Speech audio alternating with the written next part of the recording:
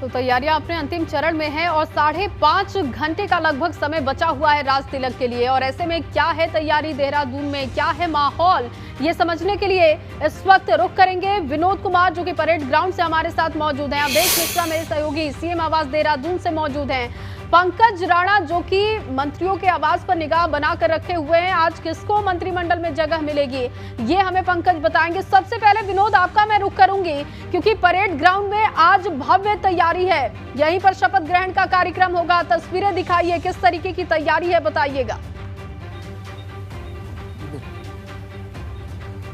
बिल्कुल जया, देखिए जैसे जैसे शपथ समारोह का कार्यक्रम की जो घड़ी है वो नज़दीक आ रही है, उससे ठीक पहले वैसे ही तमाम यहाँ पर हलचल पैदा हो गई है। तमाम जितने पुलिस के अधिकारी हैं, कर्मचारी हैं, उनको तैनाती दी जा रही है। सबसे पहले मैं आपको मंच की तस्वीरें दिखाता हूँ।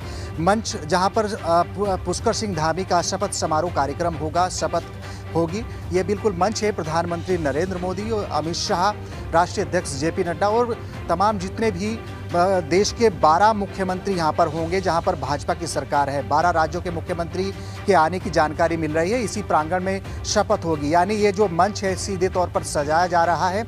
हालांकि इस पूरे कार्यक्रम की जो तैयारी है उसको अंतिम रूप दिया जा रहा है। और इससे अगर बात करें तो करीब जैसे डीएम देहरादून की ओर से बताया गया है कि करीब 25,000 कुर्सियाँ लगाई गई है। धूप ज़्यादा हो सकती है उस समय में, तो पूरी तरह से टेंट भी यहाँ पर लगाए गए हैं, फैन की व्यवस्था की गई है। और हालांकि कुछ लोग जो प्रधानमंत्री नरेंद्र मोदी को देखने आए हैं और पुष्कर सिंह धामी की शपथ को देखने आए हैं, कुछ लोग यहाँ पर पहुँच भी गए हैं। हम उनसे बातचीत करेंगे। मैम, आप लोग कहाँ से आए हैं? नमस्कार, हम लोग खटीमा से आए हैं।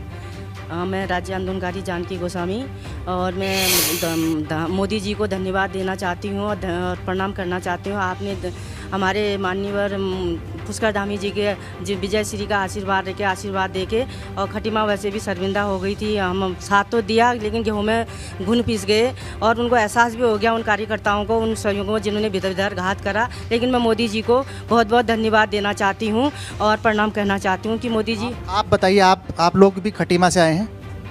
यहीं से हूँ और आज हमें इतनी ज़्यादा खुशी है और ये खुशी को जाहिर करने के लिए हम यहाँ आ रखे हैं और मोदी जी का बहुत बड़ा धन्यवाद करने हम यहाँ आ रखे हैं। प्रधानमंत्री नरेंद्र मोदी को धन्यवाद देने के लिए आए हैं और जो पूरा कार्यक्रम होगा उसको लेकर भी यहाँ इस पूरे कार्यक्रम को देखने आए। और दूसरी अगर बात करें तो जितने भी यहाँ पर अलग अलग विभागों के अधिकारी हैं, कर्मचारी हैं, उनको तैनात किया जा रहा है और इस पूरे प्रांगण को जया छावनी में तब्दील कर दिया जाएगा। हालांकि अभी समय कम है, करीब 5.5 घंटे का समय है शपथ समारोह कार्यक्रम का, लेकिन उससे ठीक पहले जितनी भी अपनी प्रशासनिक तैयारी है उसको मुकम्मल किया जा रहा है। और जो सूचना मिल रही है, चाहे मणिपुर हो, गोवा हो, उत्तर प्रदेश हो, हरियाणा हो, हिमाचल हो, समेत करीब 12 राज्यों के मुख्यमंत्री यहाँ पर पहुँचेंगे। और जो सीधे आप मंच देख रहे हैं, ये गणमान्य विधायकों का मंच होगा, क्योंकि जो विधायक शपथ लेगा, जिनका नाम मंत्रिमंडल में शामिल होगा, वो तो सीधे मेन जो मंच होगा वहाँ पर वो रहेंगे।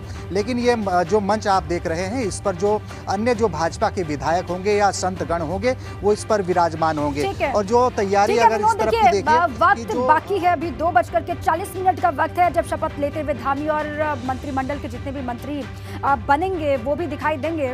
आपके पास लौट करके मैं आऊंगी, तैयारियों को फिर से देखेंगे वहां पर किस तरीके से चल रही हैं आखिरी वक्त में। लेकिन उससे पहले अवधेश भी लगातार बने हुए, पंकज भी लगातार बने मंत्रियों के आवास से। पंकज के पास चलते हैं। पंकज, बताइए, वहां पर कुछ लोगों की मौजूदगी दिखाई दे रही है, हलचल वहां पर जाहिर सी बात है होगी। आप बातचीत भी कीजिए, किस तरीके से वहां की तस्वीरें आप दिखा सकते हैं, दिखाइए भी और बताइए।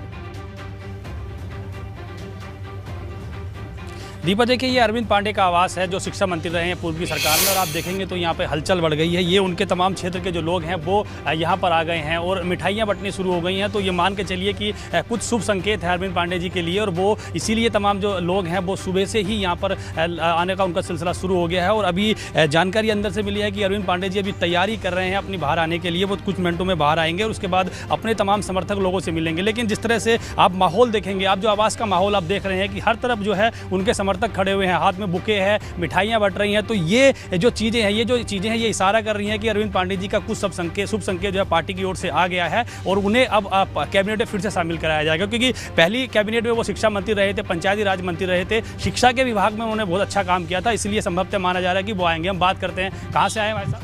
अच्छा, तो खुशखबरी खुशखबरी मिली जाएगी। जो हमारे भाई साहब हैं तो अच्छी जगह मिली थी वही मिलेगी। पार्टी। कितनी उम्मीदें हैं? उम्मीदें पूरी हैं हमें। जैसे आप भी कहाँ से आए हैं? गदरपुर से। गदरपुर से आए, उनके क्षेत्र से ही। क्षेत्र क्या लग रहा है इस बार?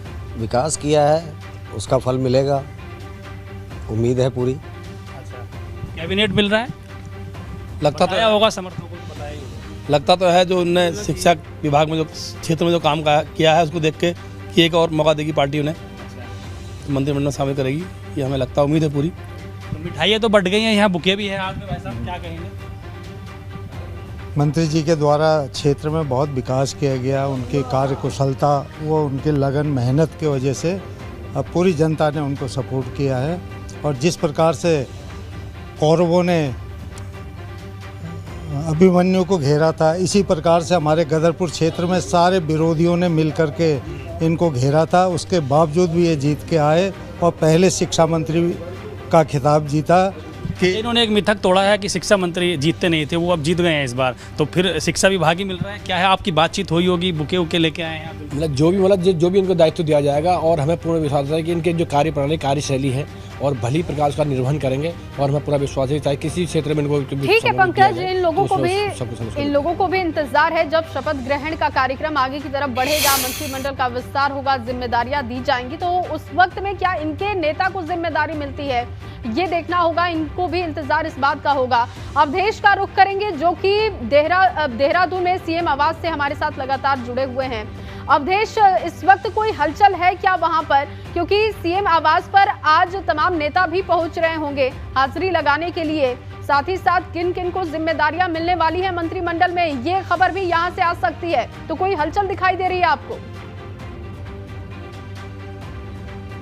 बिल्कुल, देखिए, पहले सियासी शख्सियत जो है अभी मुश्किल से 2 से 3 मिनट पहले गणेश जोशी अंदर गए हैं और उनकी मुख्यमंत्री से मुलाकात होगी। तो अब जिस चीज़ का इंतज़ार था कि जो तमाम बड़े नेता हैं, चाहे वो मंत्रिमंडल में शामिल होने वाले हो या शामिल होने की कोशिश कर रहे हो, वो ज़रूर यहाँ आएंगे।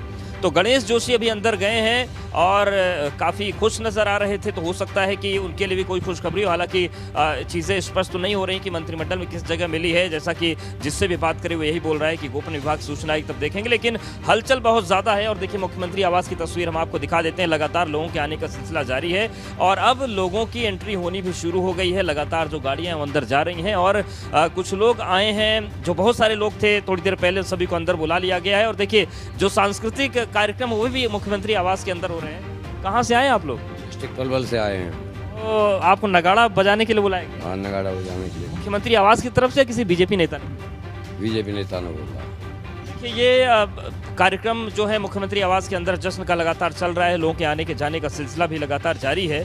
और इन सब के बीच गणेश जोशी पहले नेता हैं जो अंदर पहुंचे हैं, उनको अंदर बुलाया गया। और सबसे बड़ी बात एक चीज़ ये देखने को मिली कि खटीमा के लोगों की बहुत बड़ी संख्या यहाँ आने वालों में है और बहुत बड़ी संख्या में खटीमा के लोग आए। और जैसा विनोद परेड ग्राउंड में बात कर रहे थे अभी कि खटीमा के लोग ये कह रहे थे कि हमें अफसोस है, तो ये तमाम जो खटीमा के लोग हमें आज सैकड़ों की संख्या में मुख्यमंत्री आवास पर मिले, वो लोग ये कह रहे थे कि खटीमा शर्मिंदा हो गया पुष्कर धामी जी को हराकर, लेकिन अब जब वो मुख्यमंत्री बन गए हैं तो गलतियों का सुधार हुआ है और जिन लोगों ने उन्हें वोट नहीं दिया वो शर्मिंदा है। तो कुल मिलाकर ये तस्वीर है और मुख्यमंत्री आवास के बाहर सबसे ज्यादा चहल पहल है, बड़ी संख्या में वो पहुंचे हुए हैं यहाँ पर और अलग अलग जो समर्थक हैं वो भी यहाँ पर पहुंचे हुए हैं। और साथ ही देखिए, बहुत सारे लोगों की उम्मीदें भी होंगी, जाहिर सी बात है। बहुत ऐसे भी नेता हैं जो पहले पार्ट 1 में मंत्री रहे हैं, जाहिर सी बात है उनमें भी उम्मीदें होंगी कि उनको दोबारा से मौका मिले।